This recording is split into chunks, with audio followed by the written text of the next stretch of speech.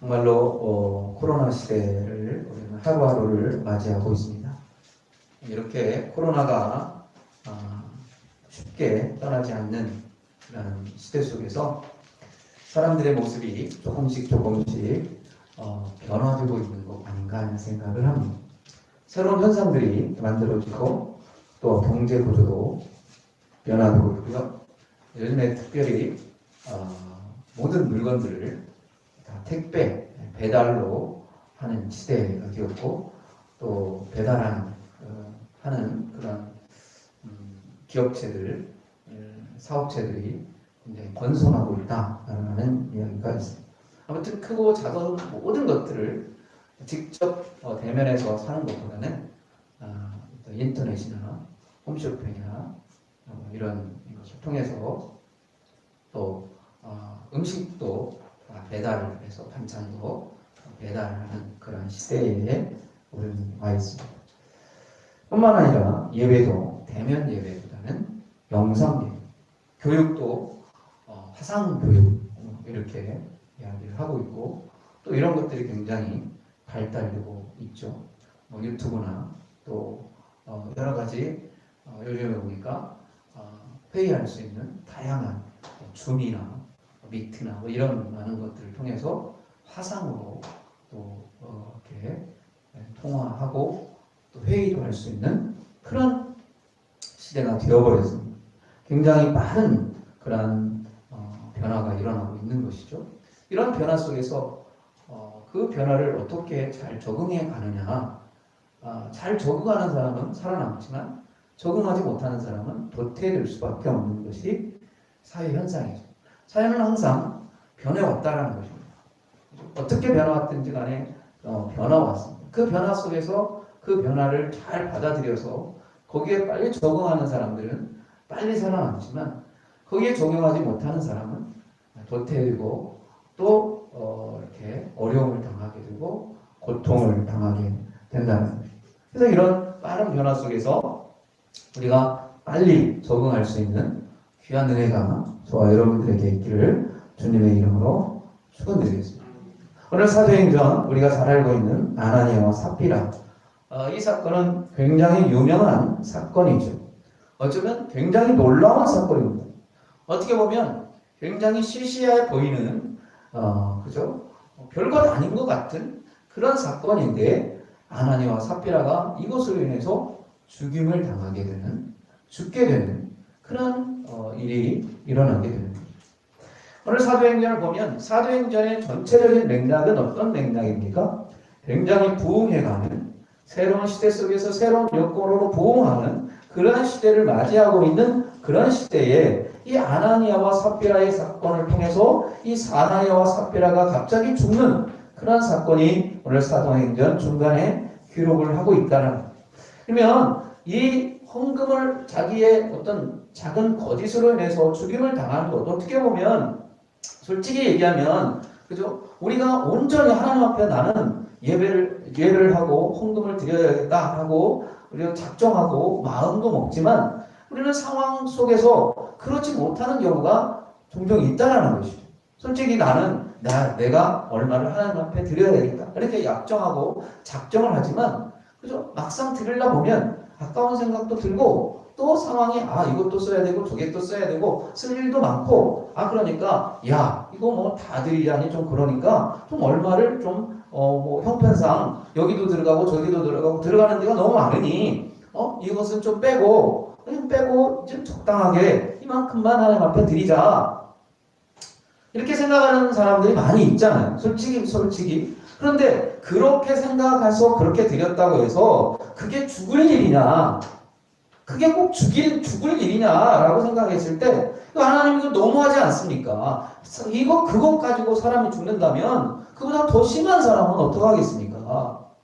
이렇게 항의할 수가 있겠잖아요. 이런 사건이 이렇게 딱 일어납니다. 어떻게 보면 우리가 지금의 시각으로 보면 굉장히 시시한 그런 사건인데 이 사건으로 죽음까지 내몰리는 그런 상황이 되었다는 거예요. 그렇다면 여기에서 하나님께서는 분명히 우리에게 뭔가를 알려주시기 위한, 깨닫기 위한 하나님의 그런 말씀이 이 말씀에 속해 있는 것이죠. 그럼 이 말씀 속에서 주고자 하는 것이 뭐일까? 단순히 헌금을 하려고 했다가 헌금을 안 하는 것 때문에 하나님께서 그 사람을 죽였는가? 이 사람이 무엇 때문에, 어떤 사건 때문에, 무엇 때문에 이 아나니와 삽비라가 죽게 되었는지를 우리는 깊이 묵상할 필요가 있다는 것입니다. 잘 보면 이 아나니와 삽비라는 내가 볼 때는 방향과 목표가 잘못되었다는 거죠. 이때 당시에 사도행전에 사람들이 이제 모여들기 시작하죠. 어쩌면 새로운 그런 변화가 시작되었다는 것입니다. 이때 당시에 많은 사람들은 지금도 그렇지만 빈부의 격차가 상당히 컸던 것이죠. 그때 시대는 어떤 시대입니까? 주인이 있고 종이 있던 시대, 노예가 있습니다. 많은 돈을 가지고 있는 사람들은 그 돈을 가지고 뭘 할 수가 있습니까? 노예를 살 수 있는, 노예 제도를 부릴 수 있는, 그리고 그런 권력과 힘을 가진 그런 제도 속에 있는 사람들이었고, 또 그것을 갖지 못한 사람들은 어떤 상태에 됩니까? 가난해지고, 가난해도 못해, 그죠? 모든 것들을 다 빼앗기게 되고, 그러다 보면 다른 사람의 노예로 들어가서 노예 생활을 할 수밖에 없는 그런 상황에까지 가는 것이죠. 그러다 보면 이 빈부의 격차가 지금보다 훨씬 더 크다라는 것입니다.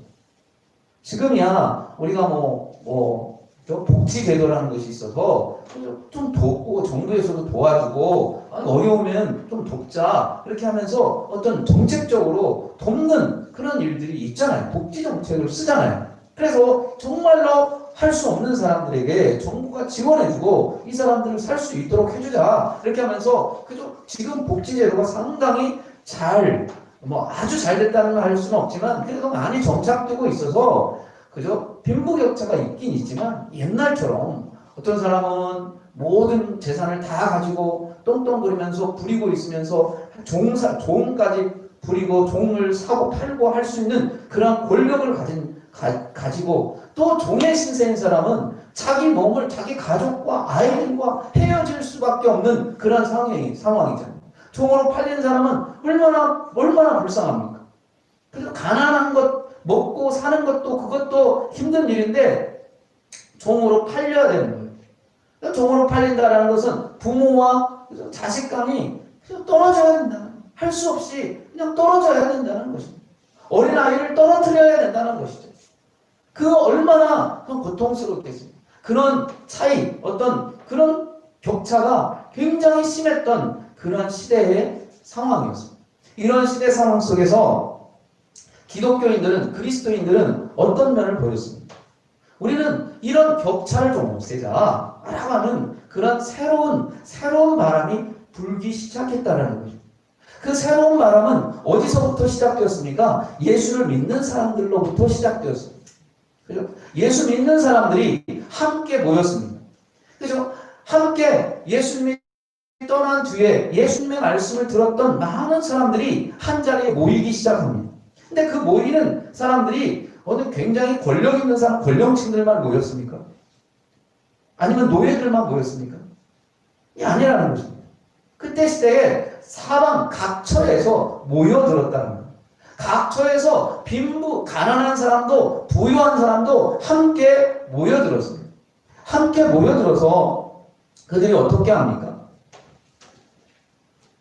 사도행전을 보면 4장에 보면 뭐라고 얘기하고 있죠? 그 전에 4장 앞에서 그런 일들이 있습니다. 믿는 분들이 굉장히 많아졌다. 근데 이 사람들이 한 마음과 한 뜻이 되었다. 그래서 모든 물건을 서로 통용하고 자기 재물을 조금이라도 자기 것이라고 하는 사람이 없었다. 이 사회와 그때 당대의 사회와는 굉장한 괴리가 있는 그런 모습이었습니다. 그죠? 그때는 빈부격차, 노예, 이 노예제도 이런 제도가 있었던 이게 사회의 제도였어요. 근데 교회에서 모여서 어떻습니까? 서로의 물건을 통용했다. 자기 재물을 자기의 것이라고 여기지 않았다는 이렇게 하면서 모두가 통용하는 그런 사회, 그런 구조, 그런 바람이 지금 교회에서 불고 있는 것이죠. 이런 새로운 바람이 불어왔을 때 그 바람 속에서 우리가 어떻게 무엇을 중요시할 것인가에 대한 그런 중요시해야 될 그 상황에 대해서, 그 목적에 대해서, 그 목표에 대해서 이것을 잘 꿰뚫어보고 거기에 잘 적응해야 되는데, 이 아나니와 삽비라는 거기에서 잘못된 것을 발견하게 된다는 겁니다. 아나니와 삽비라가 보았던 것이 무엇일까요? 여기서 보여지는 것은, 그죠? 여기서 보면 요셉이라고 하는 사람이 있습니다. 이 요셉이 어떤 사람이었습니까? 오늘 보니까 구브로에서 난 레위족 사람이 있으니 이름은 요셉이라. 이 요셉이라는 게 있습니다. 사도들이 일컬어 사람을 누구라 얘기했냐면 바나바라라고 얘기했습니다. 이럴 사람을 번역하니까 위로의 아들이라. 이 위로하는 사람이다. 이 사람의 이름이 이 사람을 뭐라 불렀냐면 위로하는 사람이라고 불렀다라는 것이죠. 사람들이 이 바나바를 보면서 야, 참 대단한 사람이다.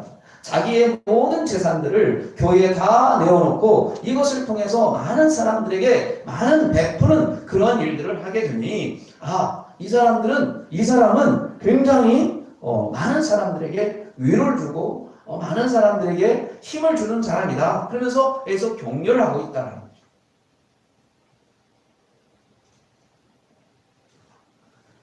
이 아나니아와 삽비라가 무엇을 봤을까?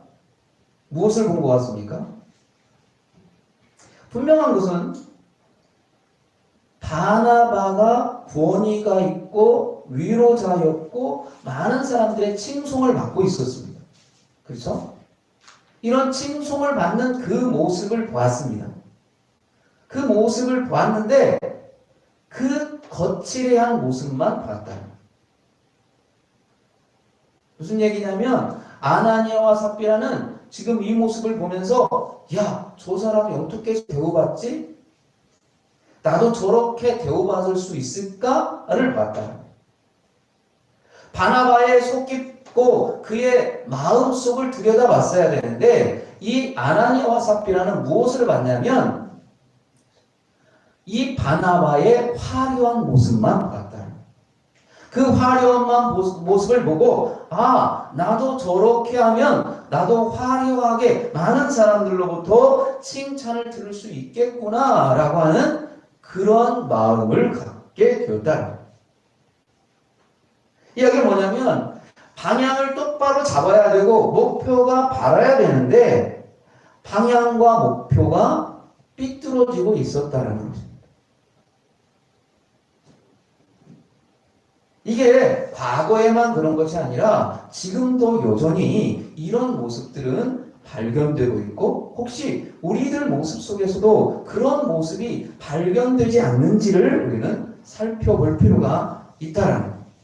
어쩌면 대부분 많은 사람들이 무엇을 자꾸 바라보냐면 저 사람의 화려함과 그저 칭송받는 그것만 주목하고 있다는 거예요.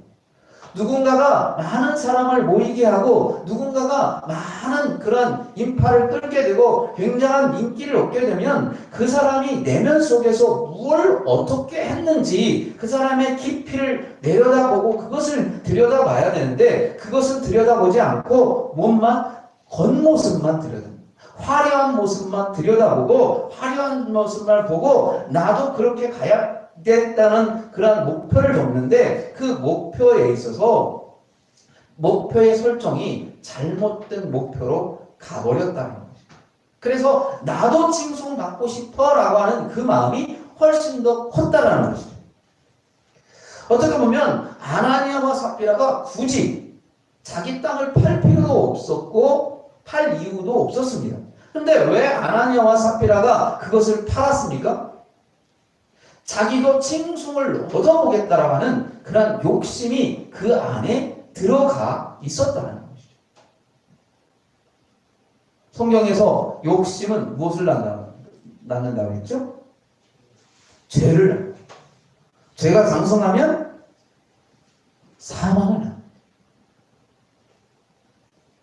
이 아나니아와 삽비라 속에는 뭐가 있었냐면 그죠? 욕심이 그 안에 있었다는 거예요.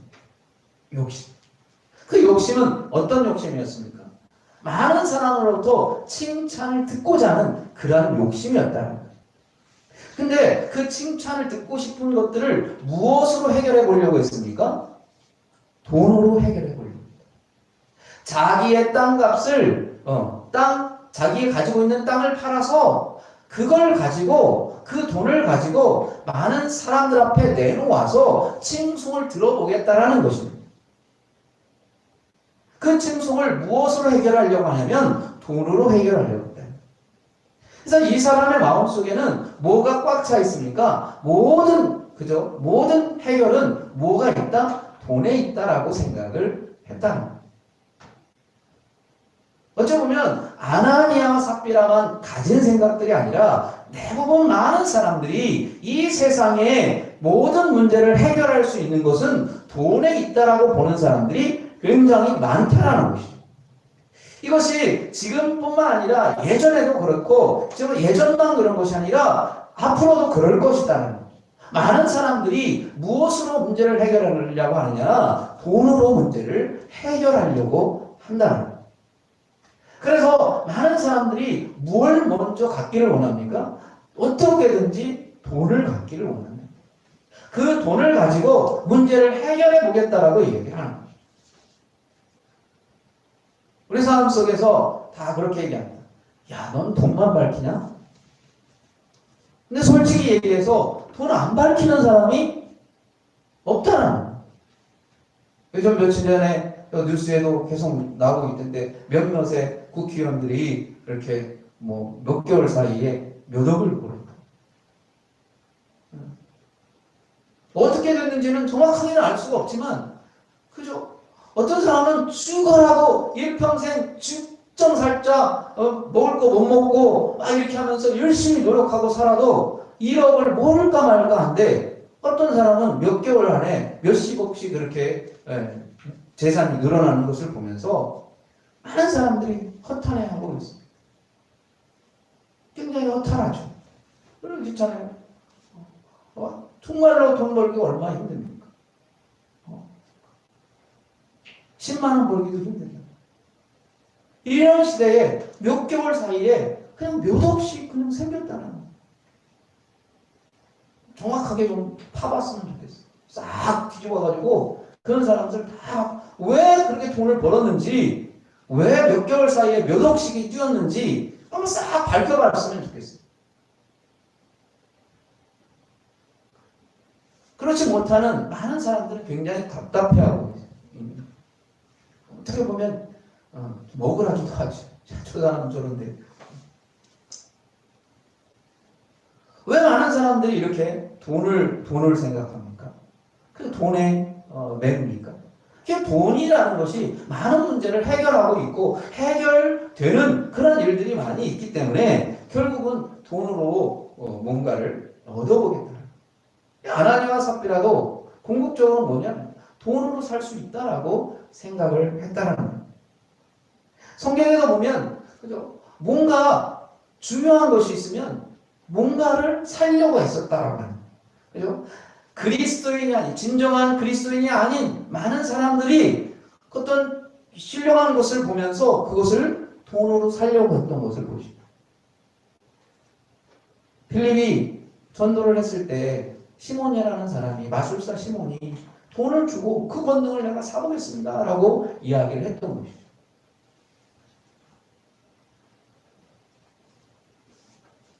많은 사람들은 이 돈으로 문제를 해결하려고 했던 그 해결로 인해서, 그것으로 인해서 문제를 발생시키고 결국은 그것이 아니다라는 것을 성경은 이야기하고 있습니다. 아나니아와 삽비라가 목표 설정이 잘못됐다라는 거예요. 지금 상황 속에서 하나님은 이 상황 속에서 분명히 아나니아와 삽비라를 벌할 수밖에 없는 그 중요한 시점에서 벌을 할 수밖에 없었다. 구약 성경에서도 나오고 있잖아요. 여리고성이 무너졌을 때. 여리고성이 무너졌을 때. 아간이라고 하는 사람이 어떻습니까? 하나님께서 분명히 하지 말라고 얘기를 하는 건데 그 아간이라고 하는 사람이 외투 한 벌, 뭐 얼마나 되겠습니까? 그죠? 그걸 땅에다 묻어놨어요. 숨겨놨어요. 어떻게 보면 아무것도 아니에요. 근데 어떻습니까? 아간이 돌로 쳐서, 그 모세가 아간을 돌로 쳐서 죽이죠. 어떻게 보면 하나님 너무 지독하지 않습니까? 그 작은 것 하나 가지고 왜 뭐 아간을 죽이고 이게 죽입니까? 하나님은 너무 잔인하지 않습니까? 이렇게 얘기할 수가 분명히 있다. 오늘날 시대도 어떻게 보면 정말 하나님이 계십니까? 하나님이 계시다면 왜 이렇게 이 사회를 정말로 어지럽게 만들고 왜 이렇게 고통스럽게 만들고 왜 이렇게 힘들게 만듭니까? 이 코로나가 뭐라고 그 작은 그저 병균체 하나를 그것을 어떻게 해가지고 그거 가지고 온 세계가 이렇게 시끄럽게 만듭니까? 정말로 하나님이 우리를 사랑하고는 있는 것입니까? 우리 백성을 사랑하고 있는 것이 맞습니까? 우리 그리스도인들을 정말로 하나님은 사랑하고 있는 게 맞습니까?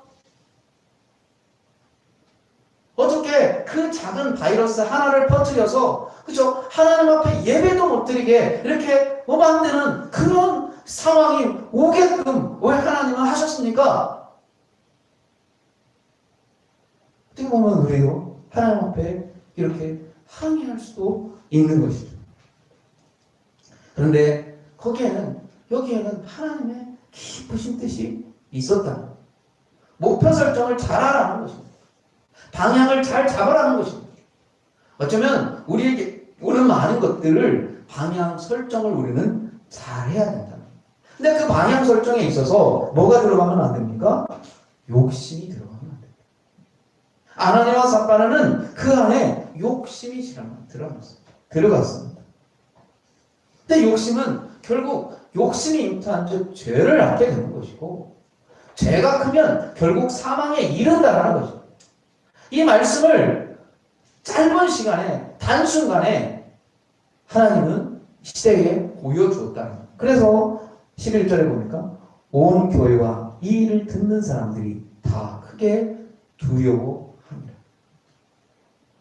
두려워할 수 없는 그런 상황이 왔다는 이 베드로는 그 아나니아가 왔을 때 뭐라고 얘기합니까? 4절 보니까 땅이 그대로 있을 때는 내 땅이 아니니 판 후에도 내 마음대로 할 수가 없더라. 어찌하여 이 일을 내 마음에 두었느냐? 사람에게 거짓말하는 것이 아니요 하나님께로다. 네가 하는 일이지만 속여서 하는 것이라고 생각되지만 그것이 사람을 속인 것이라고 생각하지만 궁극적으로는 누구를 속였어요? 하나님을 속인 결과다. 그래서 이 베드로는 이 아나니와 삽비라를 책망했다는 거죠. 그랬더니 어떻습니까? 이 말을 듣고 엎드려서 혼이 떠났다. 이 일을 듣는 사람이 크게 두려워하였다. 아나니와 삽비라가 가졌던 어떻게 하면 작은 것이라고 생각을 했을 것입니다. 아무것도 아닌 것이다라고 생각을 했습니다. 어쩌면 사소한 것이라고 생각을 했을 것입니다. 이렇게 해도 괜찮을 것이다라고 생각을 했을 것입니다. 그런데 그 결과는 엄청난 결과를 가져왔다는 것입니다. 어떻게 하면 우리의 생활 속에서도 이건 사소한 것이니까 괜찮겠지. 이만큼 했으면 이만큼쯤은 내가 죄를 지어도 괜찮겠지라고 하는 그런 생각들이 결국은 더 많은 사람들에게 피해를 주는 결과를 가져올 수 있다는 거죠. 이 코로나 시대에 나 하나쯤은 괜찮겠지라고 하는 그런 마음이 결국은 많은 사람들에게 피해를 줄 수도 있다는 것입니다.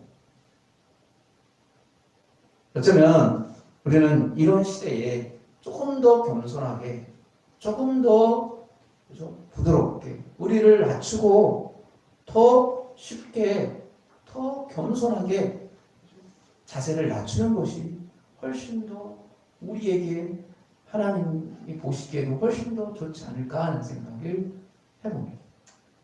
나 잘났다고 계속 자기 주장만 피는 것이 아니라 겸손하게 내가 잘못했습니다. 우리가 잘못했습니다. 라고 겸손하게 무릎 꿇을 수 있는 그런 겸손이 이 시대에 우리 크리스찬에게 필요한 거 아닌가 하는 생각을 하게 됩니다. 어떤 교회를 보니까 프랜카드로 우리가 죄를 지었습니다. 잘못했습니다. 그러면서 크게 프랜카드를 붙이는 교회도 있다. 물론 엄밀하게 따지면 우리가 뭐 잘못한 거 뭐 있습니까? 이렇게 생각할 수도 있어요. 내가 일부러 퍼뜨린 것도 아니죠. 근데 겸손하게 좀 낮아지면 이게 예수님이 우리에게 가르치신 말씀이 아닌가 하는 생각을 합니다. 예수님은 항상 겸손하게 낮아지라. 어떤 사건이 있을 때 그래요. 어떤 문제가 일어나면 우리가 그렇게 하려고 하지 않았는데 사건이 이렇게 커졌습니다. 죄송합니다. 미안합니다. 사건을 조금 더 자세히 알아보고 이것이 문제가 된다면 다음부터 하지 않도록 조심하겠습니다. 이렇게 하면 많은 사람들이 더 이해해 주지 않을까 하는 생각을 합니다. 어떤 분의 아들이 군대 생활로 인해서 막 여러 가지 이야기가 나왔을 때 제 마음속은 그래요. 그거 제가 잘 몰랐는데 한 번 더 조사를 해가지고 우리가 잘못한 거 있으면 아들이 잘못한 거 있으면 처벌을 받고 당당하게 그렇게 해보겠습니다. 잘 몰랐습니다. 죄송합니다. 다음부터 안 그러겠습니다. 이렇게 하면 될 것 같은데 절대로 그런 말을 하지 않더라고요. 다른 사람 다 그러더라고요. 조금만 그 자리에서 내가 좀 잘못했습니다. 다시 한번 살펴보겠습니다. 한 발짝만 뒤를 돌아보면 한 발짝만 뒤로 물러나면 많은 사람들이 존경할 것 같은데